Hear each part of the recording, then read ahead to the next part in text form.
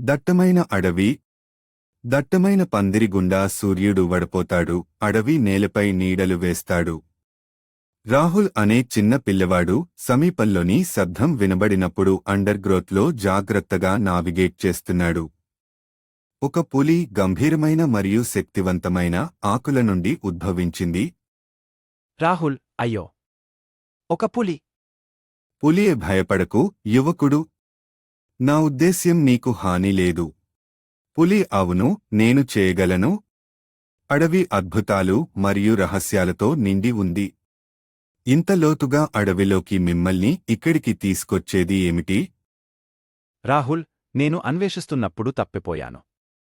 ఇంత దూరం రావాలని నా ఉద్దేశ్యం కాదు. పులి ఈ అడవి అప్రమత్తమైన వారికి ద్రోహం చేస్తుంది. కాని దాని రక్షకులు కూడా ఉన్నారు. యువ అన్వేషకుడు, మీరు దేనికోసం వెతుకుతున్నారు? రాహుల్, నాకు మా తాత చెప్పిన దాగన జలపాతం వెతకాలనిపించింది. ఇది ప్రపంచంలోనే అత్యంత అందమైన ప్రదేశం అని ఆయన అన్నారు. పులి దాచిన జలపాతం. చాలామంది దానిని వెతికారు, కొందరు కనుగొన్నారు. మీ హృదయ రాహుల్, అది ఎక్కడ ఉందో తెలుసా? పులి చేస్తాను. కాని ప్రయాణం అంత సులభం కాదు.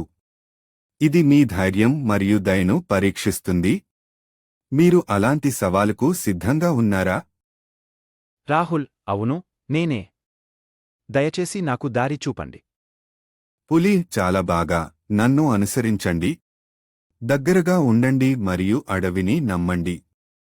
మీరు వినడానికి సిద్ధంగా ఉంటే అది మీకు మార్గనిర్దేశం చేస్తుంది. పులి గుర్తుంచుకో, యువకుడా, గొప్ప సంపద తరచుగా గమ్యస్థానంలో కాదు, ప్రయాణంలోనే కనిపిస్తాయి.